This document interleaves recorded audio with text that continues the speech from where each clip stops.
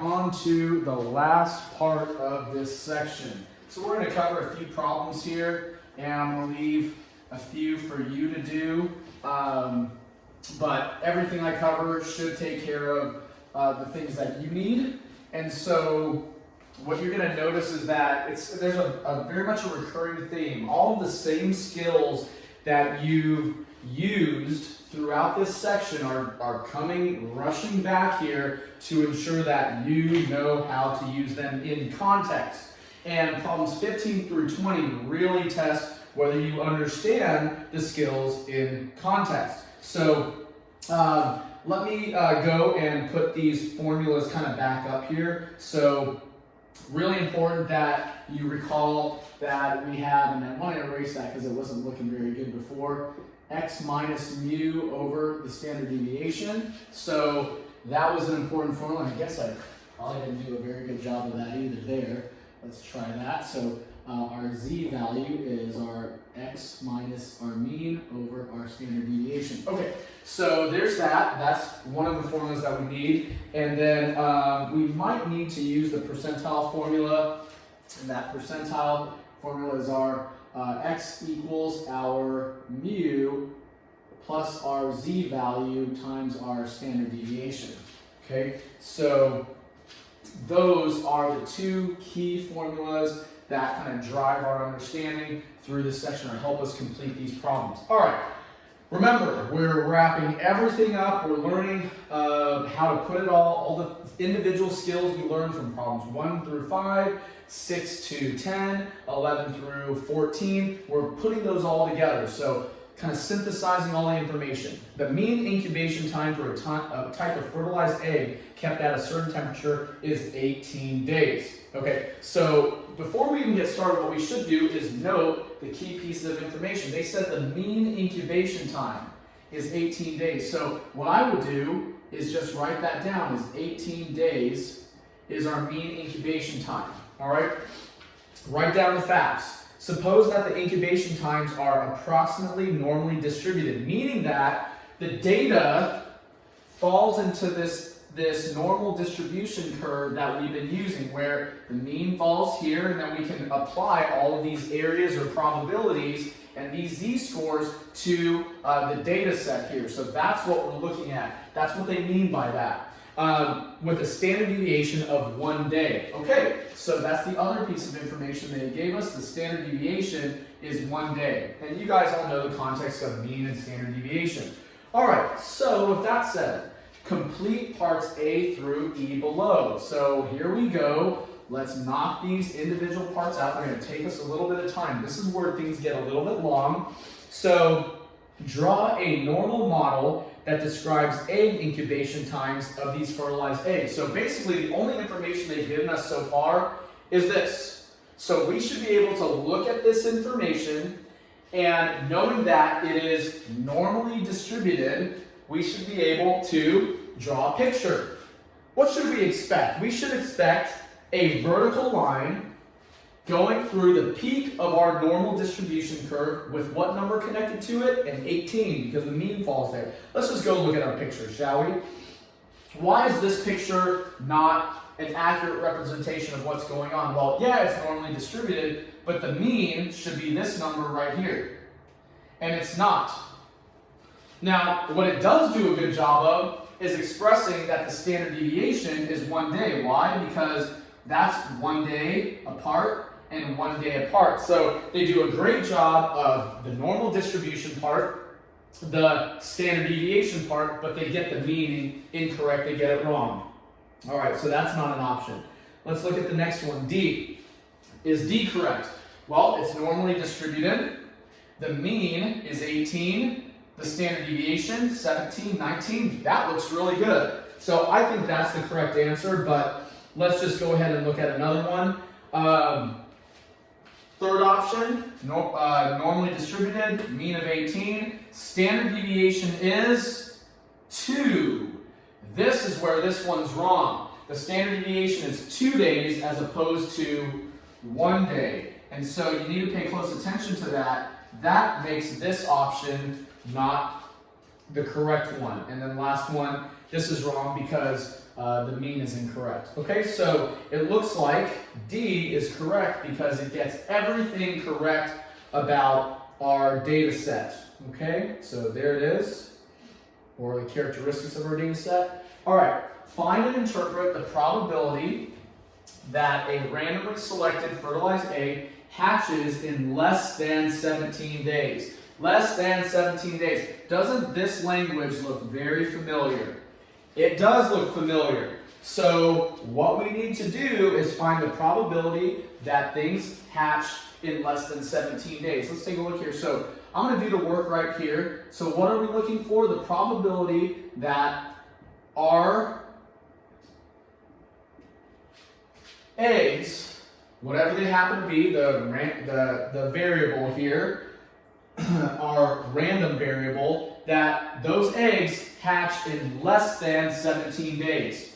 If you got a picture going on in your head of what we're doing here, you're looking at what? So we would have, if our mean is 18 days, then you're looking at the 17 and you're trying to find the probability of this happening. What would that be? So that is the thing that we're trying to do. Well, you can't do that until you've converted the 17, which is a random variable. You can't do that until you've converted your random variable into a z-score. So the very first thing you're going to do is you need to convert into a z-score. So we need to figure out and use this formula right here so that that 17 can be converted to a z-score, so then we can use all of the rules that we learned before, less than, greater than, between, though that process to find the answer. So, and we know how to do that because the previous problems we learned how to do those things. So our z-score for a random variable of 17 days is going to be 17 minus, look, we're using this, our mean, which is 18, divided by our standard deviation of 1. Okay?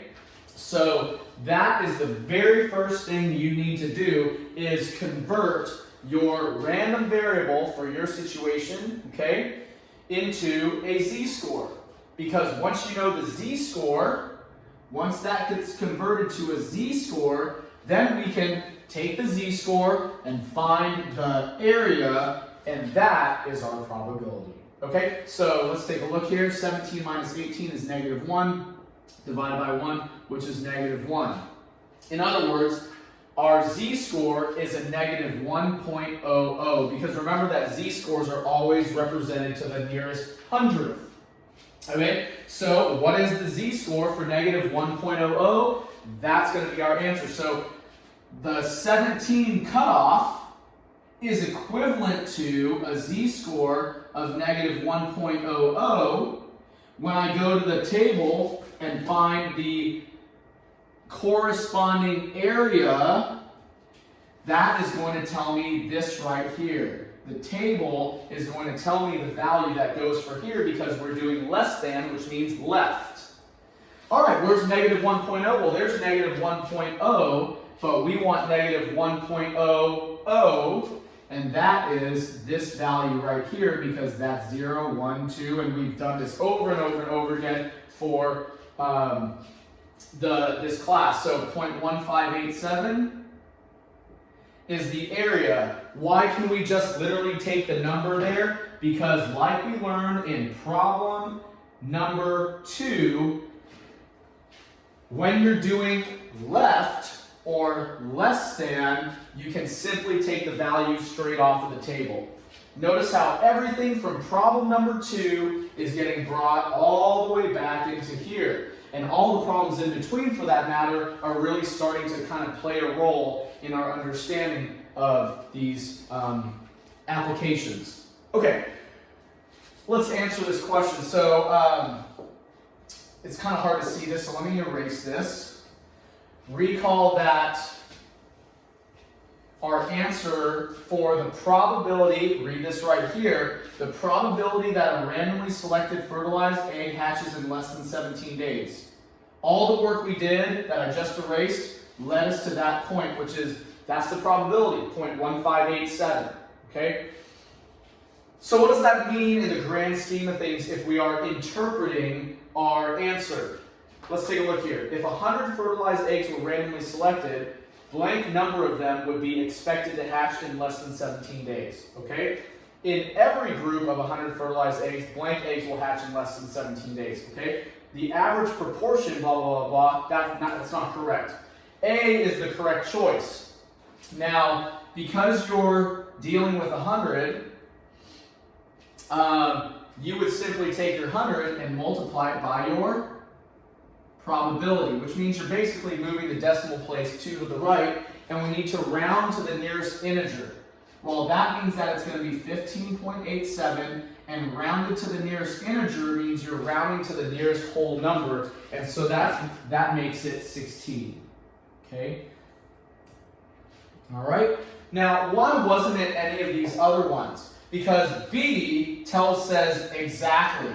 And we know over and over and over again in this class that statistics, probability is never exactly. It's expected, hopefully. It's things that are, increasing your chances of this happening, but never an exact science. And certainly average proportion, the proportion is the thing that really hurts that response. Okay? All right, there's part B. Let's move on to part C. All right. So, find and interpret the probability that a randomly selected fertilized egg takes over 19 days to hatch. Over 19 days to hatch. So if we were to draw that in a picture, now I'm really running out of room here for ways that I can work on this problem. But if we were to draw that in a picture, okay, what would we have here? We would have a picture where the mean of hatching is 18 days. And we got 19 days here. Here's 19. And over 19 days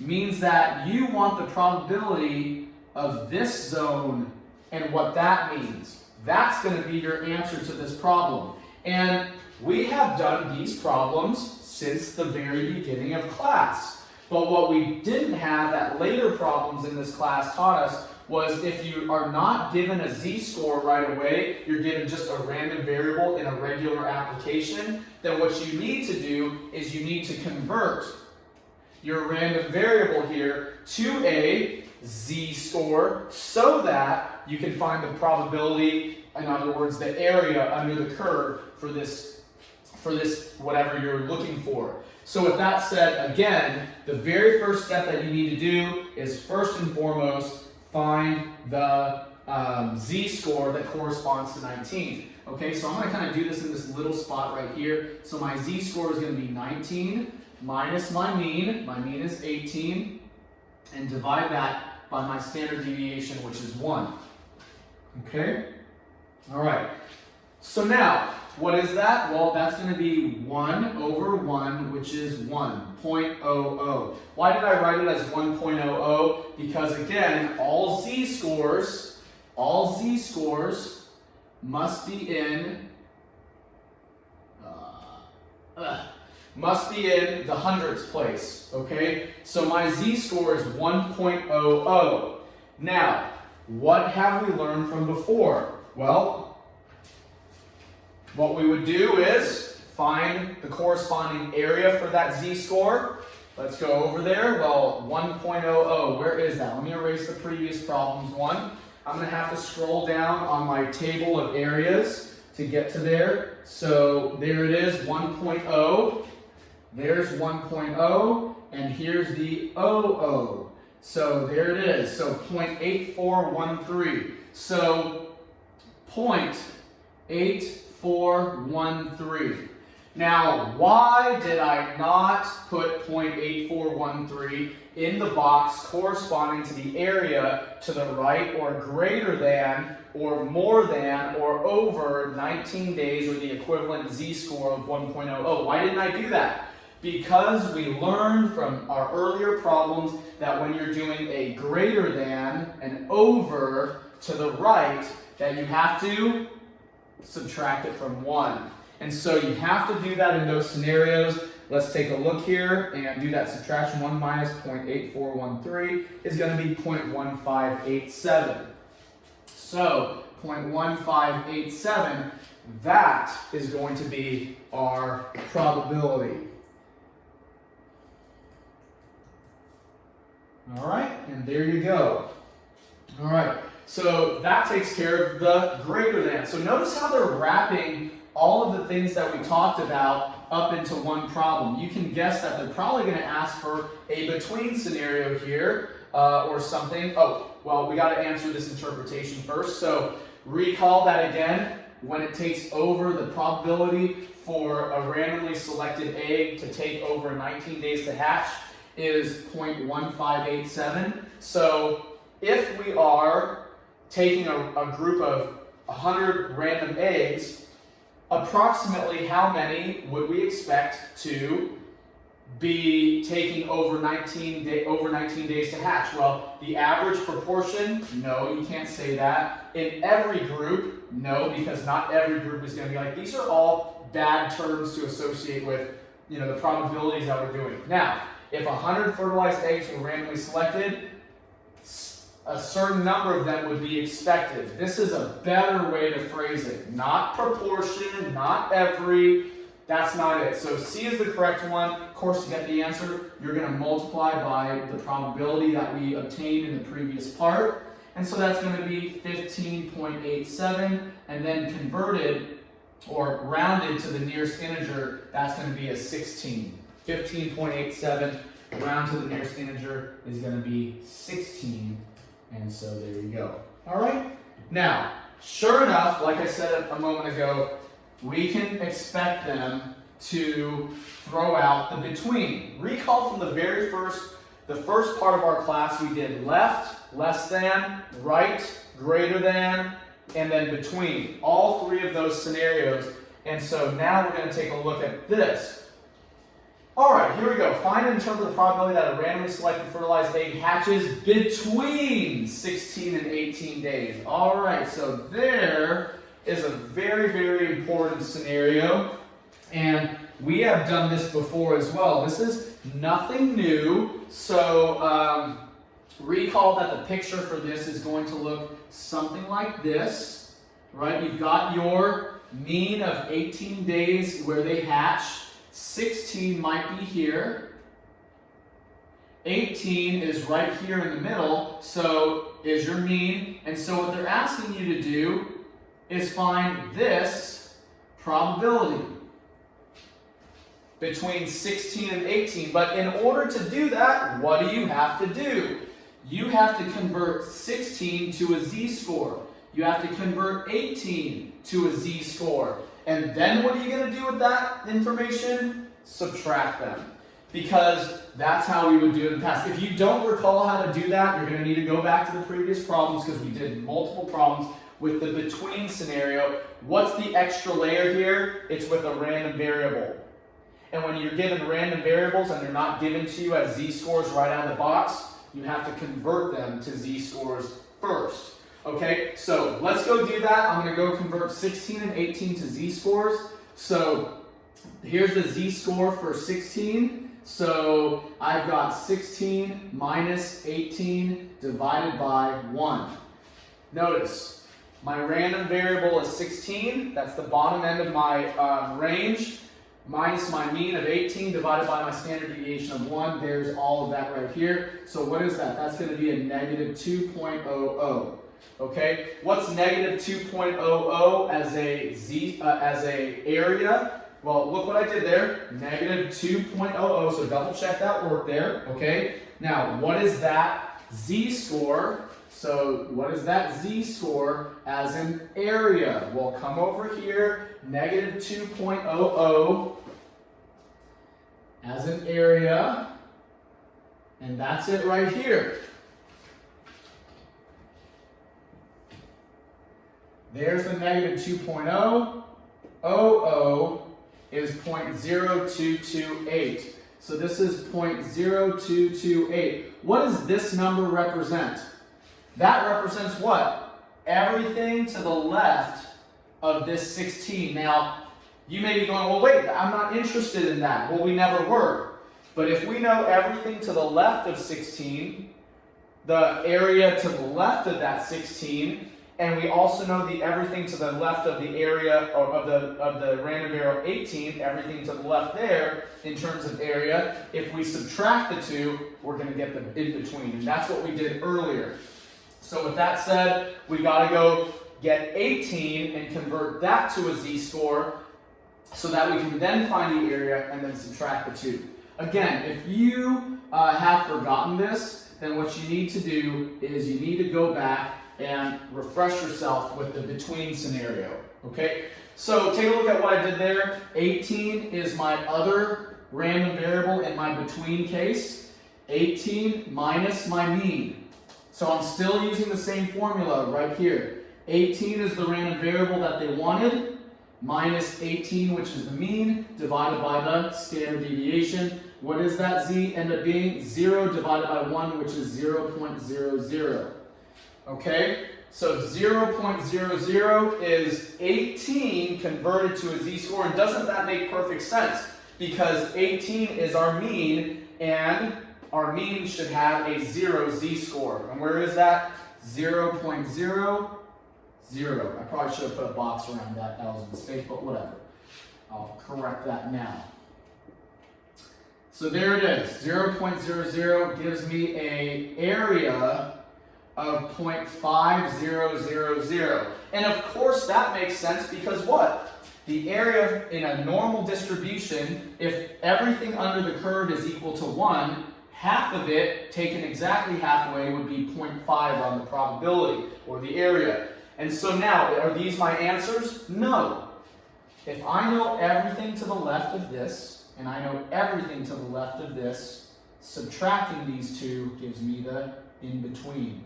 So my final step is to subtract these two. So these two subtracted, I can either put that there, or I'll just say subtract the two, is going to give me my answer for what's in between them. Okay, so that is where it ties everything together. Again, this isn't anything you haven't done yet. We've done it, but what makes this hard is that we are doing this in context. So 0.5 minus 0.0228 is 0.4772. So 0.4772. And that is the area for what is in between. Okay? All right. And now, of course, we're going to need to interpret it like we've been doing. So remember, not every, not proportion. It is expected, about, approximately. If 100 fertilized eggs were randomly selected, multiply that by 0.4772. That's going to be 47.72. Round that up to the nearest integer or whole number, so that's going to be 48. We would expect 48 of them to hatch between 16 and 18 days. All right? Okay, now let's take a look at this last part, and that'll complete this problem. So if you look at the big picture on this, you will see that there really isn't anything new. Everything that we've done up to this point in prior problems was there to prepare us to understand how to apply all of those things into a context which was sort of applicable, sort of actually useful to figuring out something that probably farmers use. Let's take a look. Would it be unusual for an egg to hatch in less than 15 days? Why? Okay, so what they're asking you is this. So if we draw a picture of what's going on, we already know the phrase unusual. The phrase unusual means that we have kind of a cutoff here of 0.05. And anything that falls into here or over on this other side is considered unusual. Okay? So what they're asking you here is, or actually, sorry. Let me correct that. A little bit inaccurate. When the area of what we're looking at, when whatever we're looking at falls into this area of 0.05, then we know it's unusual, okay? Because remember, probabilities are about the area, not the z-score, okay? So what they're asking for is, okay, we know we have a mean hatching rate, or typical eggs, fertilized eggs, kept at a certain temperature will hatch in about 18 days, on average. We did a bunch of different scenarios prior to this to talk about less than, greater than, in between. Now what they're asking you is it unusual for 15 days? Will a 15-day egg drop you into that 0.05 zone? That is considered unusual based on, we've talked about multiple problems before where things were considered unusual.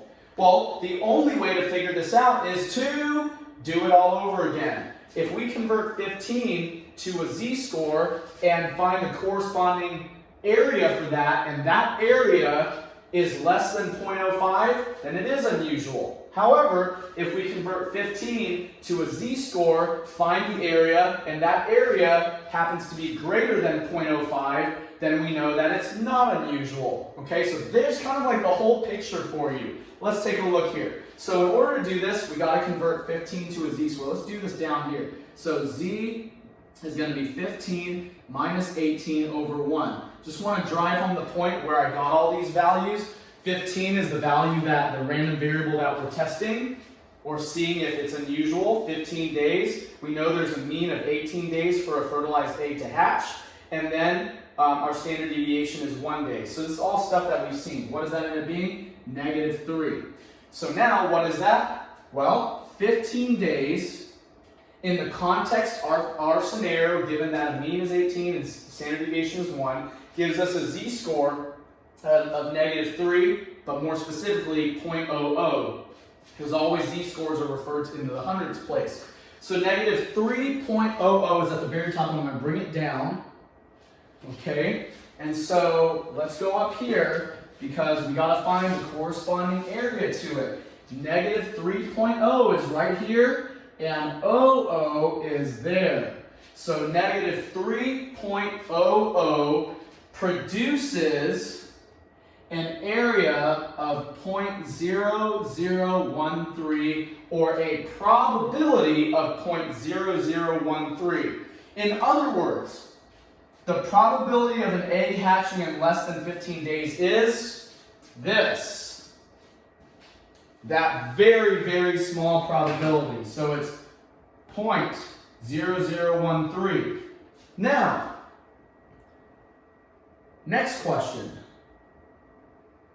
Would that be unusual? It would be. Why? Because 0.0013 is smaller than 0.05. Since the probability is, like I said a moment ago, less than 0.05. There you go. And there's a very complete problem. If you can do that, you are in really good shape. It shows that you have great understanding of what we've been doing for this entire section. It's a very difficult section, a lot of stuff going on. Okay? All right, wonderful. Let's keep on going. And let's move on to problem number 16.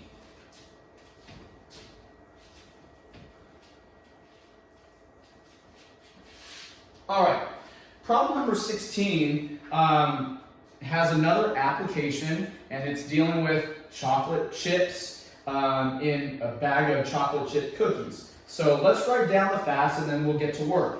So it says the number of chocolate chips in an 18-ounce bag of chocolate chip cookies is normally distributed. That's important. It means that all this information, we can use it and apply it.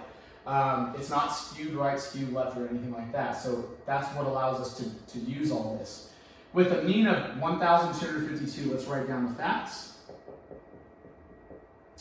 And a standard deviation of 129 chips. So in other words, what they're saying is that in an 18-ounce bag of chocolate chip cookies, you're going to have an average of 1,252 chocolate chips, and it may fluctuate standard deviation by 129 chips per standard deviation. All right, so there are the facts. Let's get started. What is the probability that a randomly selected bag contains between 1,000 and 1,400 chocolate chips. Which scenario is this? Between. It's not less than, which would be left. It's not greater than, which would be right. It's the between. Do we know how to handle the between scenario? Sure we do. So what do we need to do? Let's draw a picture first, just so that you guys can see what's going on. So we've got our picture of a normal distribution. And in our picture, we know that there are an average of 1,252 cookies with 129 chocolate chips, 1,252 chocolate chips per bag of cookies, and 129 chocolate chips for every standard deviation out. So what they're asking is, in my problem, is the probability that a selected bag contains between this many chocolate chips given this data about our bags of chocolate chip cookies. So where does 1,000 fall? Let's just say it's about here. Where does 1,400 fall? Let's just say it's about here. And what do they want? They want to know the probability of that happening. Okay? So they want to know what that is. Now, the only way to figure that out is to do exactly what we did in problem number 15 for the between scenario. There is no 1,000 and 1,400 on this chart, but what there is the ability to convert these numbers to z-scores that we can then use this chart to find the probability for. So if you're laying out your game plan, the game plan should be turn this into a z-score, turn this into a z-score, then find the area for them and subtract the two. We've done it over and over again. Let's go do the z-score, shall we? So one z-score, okay, our first z-score, let's do it for the 1,000. So let's do the z-score for the 1,000. Okay, so we're going to do 1,000 minus our mean, which is 1,252. Divide that by our standard deviation, which is 129. So I'm finding the z-score for this. Okay, I'm finding the z-score for this value, this 1,000. So I'm going to go do that. Because by knowing the z-score, I'm going to be able to find the area. So 1,000, well, that's going to be 252 negative. So 252 negative divided by 129. So that's negative 1.953. Negative 1.953. Well, I need to round that to the nearest hundredth because z-scores only read to the 100th, right? So now, this z-score is negative 1.95. What do I do with that? I need to find the area for that because what's that going to do? It's going to tell me this right here. It's going to tell me everything to the left of that. Why do I care about that? Because if I know that, and then I know this, subtracting the two will give me the middle. Again, stuff we've done throughout the class. So negative 1.95, where's that? There's negative 1.9. 0, 1, 2, 3, 4, 5. There it is. 0.0256. I know I kind of cut that off, but that is going to be 0.0256. That is not the answer, but is going to help us get there in the three parts of this. This tells, that right there tells us this area here. Okay? Now, we got to go do the same thing for this one. For this one. So, this area right here is 0.0256. Now, you've seen this, but I'm going to keep drawing it so that you hopefully understand. So, now I got to find the z for 1,400. Okay? All right, let's go do that. So, 1,400 minus 1,252, our mean, divided by 129, our standard deviation. All that's using that formula and the data that we have on our cookies. So 1,400 minus 1,252, okay, and then I'm going to divide that by 129, and I get 1.147. All right, 1.147. Now 1.147, I need to round that accordingly, and so that's going to be 1.15. Okay, because again, all z-scores are to the hundreds. Okay, so I need to go down to 1.15. Okay, let me erase some of these that I don't need here. So 1.15. Where is it? There's 1.1 and 5. 0, 1, 2, 3, 4, 5. And so that's 0.8749. There it is. So 0.8749. What does that tell us? That tells us all of this area right here all the way down. So it tells us from here all the way down into this area too. So this whole thing is 0.8749. Is that what we want though? No, we want in between. So if we know everything from here back, if we subtract these two, we will get this middle part and that answer there. So that's all we got to do is we have to take these two, subtract them, and that's going to give us that answer for what is between 1,000 and 1,400. So let's go knock that out. So I've got 0.8749 minus 0.0256, and so that's 0.8493. And that is the probability of randomly selecting a bag that contains between 1,000 and 1,400 chocolate chips in it. Okay? Is that anything new? No, it's just another application for what we've done. Okay? We've done the between scenario. We've converted things from random variables to z-scores. We've done all of it. Okay, part B. What's the probability that a randomly selected bag contains fewer than 1,100 chocolate chips? Okay, so let's look at this. Fewer than 1125. Well, let's take a look at what the picture is looking at. All right, we're looking like. We know that our mean is 1,252. So 1125, let's just say that's about here. 1125, what are they asking for?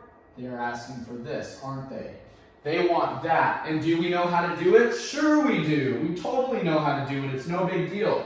So how do we do it? Well, first and foremost, to figure out what this probability is, which is going to be our answer, we can't jump straight to here because 1125 is not a z-score. It needs to become or be converted to a z-score, and the only way to do that is using our z-score conversion. And so let's go do that. So the z-score for 1125 is going to be 1125 minus our mean of 1252 divided by our standard deviation of 129, and that is going to give us our z-score. All right, let's go take a look at that. So 1125 minus 1252 is negative 127. I'm going to divide that by 129. And so I get negative 0.984. Okay, so negative 0.984.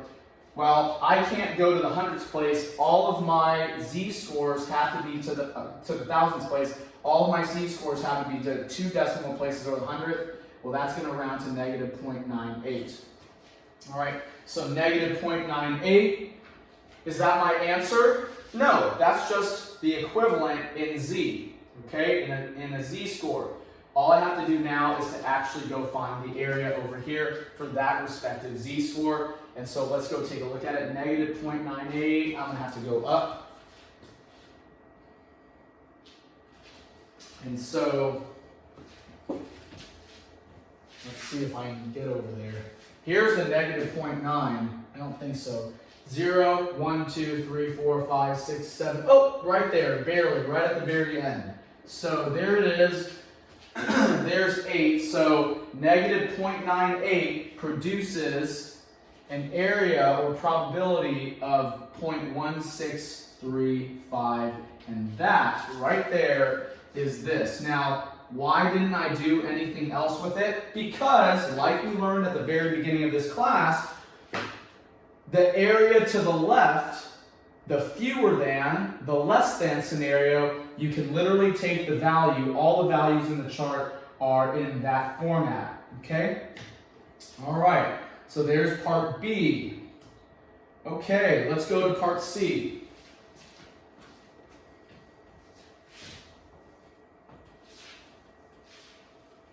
Okay, part C. More than 1,200. So here we go. More than 1,200. Let's draw another picture so that you can, again, drive home the point of what we're doing. So, where's our mean? Our mean is 1,252. Where's this one? It's 1,200. So it's probably really close to that. And so there's 1,200. And they said more than, meaning what? They want all of this. In other words, they want everything to the right of 1,200, greater than 1,200, more than 1,200, which is not what we just came from. It's not the between scenario, it's a greater than, to the right scenario, okay? So more than 1,200. In order to do this, we first have to convert 1,200 to a z-score. Let's go knock that out. So the z-score for 1,200 is going to be 1,200, using that formula again, minus 1,252 divided by our standard deviation of 129. Okay? And so let's take a look at that. So 12, that's going to be what? Negative 52. So negative 52 divided by 129 is going to be negative 0.403. So negative 0.403, which is really more like negative 0.40, because we have to round to the nearest hundredth. Okay, now from there, we're going to come over to our table of areas, and we need to go and find negative 0.40. Well, there's negative 0.4, negative 0.4, and then there is negative 0.40, which is 0.3446. So that's 0.3446. Now, the big question, is that the answer? And the answer is no, of course it's not, because when you're doing a greater than scenario, the answer to a greater than scenario cannot possibly be the value from the table. It has to be what?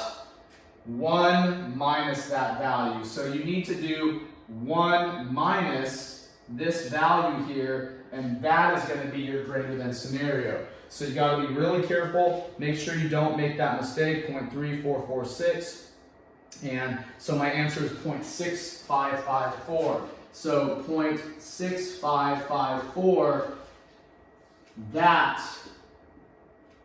is the answer for the probability of your bags containing more than 1,200 chips. Okay? All right. So, with that said, let's take a look at our last question. Let me erase this and knock out this last part. So we're going to take care of this last part of this question. So, in this last question, they said a bag that contains 1,025 chocolate chips is in what percentile? All right, well, let's take a look at this. So, in order to do this, you need to kind of go back up to look at which scenario this falls into.